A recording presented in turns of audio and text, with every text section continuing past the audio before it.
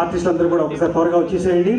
ఈరోజు ఒక చిన్న సన్నివేశం జరగబోతుంది. ఒక నిమిషం పాటు ఏంటంటే, తల్లిదండ్రులు మామూలుగా పిల్లల్ని క్లాసులకు తీసుకెళ్ళి డ్యాన్స్ నేర్పిస్తారు, కష్టాలు పడతారు, దింపడం తీసుకురావడం మోటార్ సైకిల్ మీద కారులో ఎక్కడ ఎలా వీలుంటే అలా. మధ్యాహ్నం సడన్గా స్పెషల్ క్లాసులు, అలాగే చదువుకి ఎంత ఇంపార్టెన్స్ దీనికి అంత ఇంపార్టెన్స్ ఒక్కసారి ఇవ్వాల్సి వస్తుంది. కాబట్టి అమ్మాయి నర్తకి పడే కష్టానికి ఆల్మోస్ట్ సమానంగా కష్టపడాలి తల్లిదండ్రులు కూడా, అందులో ముఖ్యంగా తల్లి. మరి మామూలుగా ఉంటే చేస్తారు, కానీ తల్లికి ఒకవేళ ఆరోగ్యం బాగోలేకపోయినా చేసి తన కూతుర్ని పైకి తీసుకురావడానికి కృషి చేస్తున్నటువంటి తల్లిదండ్రులను మనం ఎక్కువగా అభినందించవలసిన అవసరం ఉంది. అలాంటి తల్లి ఈనాటి సంధ్యారాణి యొక్క తల్లిగారు శ్రీమతి వాణి విజయ్ కుమార్. వారింటి పేరు కోసూరు, వాళ్ళు శ్రీకాకుళం జిల్లా వాస్తవ్యులు. వాళ్ళు ఇక్కడికి వచ్చారు. ఈ అమ్మాయి మా అమ్మకు ఇంత కష్టంగా ఉన్న, ఆరోగ్యం సరిగ్గా లేకపోయినా నన్ను ఇంత కష్టపడి పెంచి పెద్ద చేసి నాకు నాట్యం నేర్పించింది, కూచిపూడి నాట్యం. నేను ఎన్ని చదువుకుంటానంటే అన్ని నేర్పించింది. కాబట్టి ఆ అమ్మకు గురుదక్షిణగా, ముందు తొలి గురువు నాకు అమ్మ కాబట్టి ఆ అమ్మకు గురుదక్షిణగా నేను ఒక సర్ప్రైజ్గా చిన్న కానుక చెల్లించుకుంటానంటుంది. వచ్చేసేయండి అమ్మా, టైం లేదు మనకు, త్వరగా రావాలి, రండి.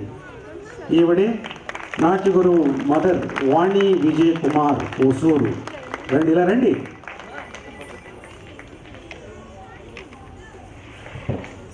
కూర్చోండి, అంత అక్కడ కూర్చోండి. పిల్లలంతా కలిసి, మీ అమ్మాయి కూడా కలిసి మీకు మాతృదేవో భవ, మాతృపూజ చేస్తున్నారండి శివరాత్రి నాడు. చాలా సంతోషం.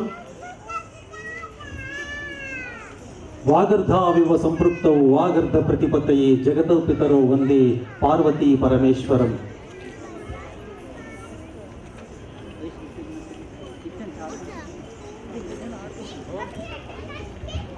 ఈ జగత్తులో తల్లిదండ్రులు కూడా దైవంతో సమానం అనేటటువంటి సంస్కృతి మనది.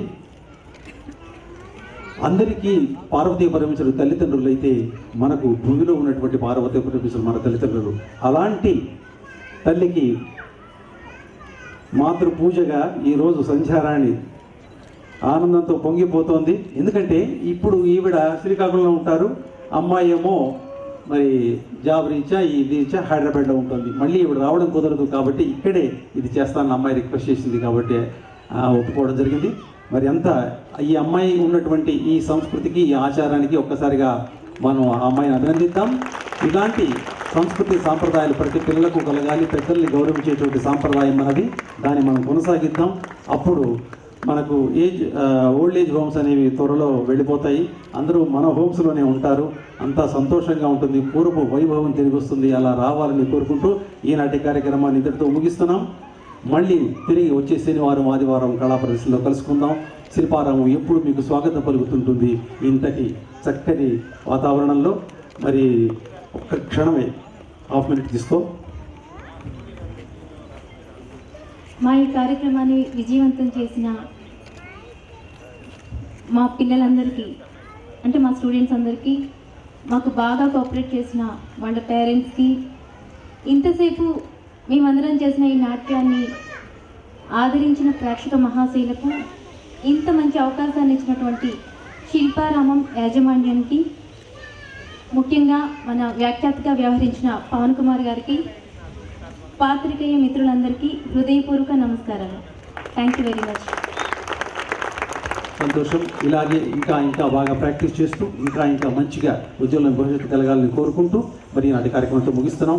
మీ అందరికీ కూడా ప్రత్యేక అభినందనలు చేసుకుంటూ ఆ సదాశివుడు, ఆ మహాశివుడు మీ అందరికీ ఆయురారోగ్య ఐశ్వర్యాలు కలిగించాలని కోరుకుంటూ తిరిగి వచ్చే శనివారం వారు కలుసుకుందాం. అంతవరకు సెలవు. ఓం నమః శివాయ.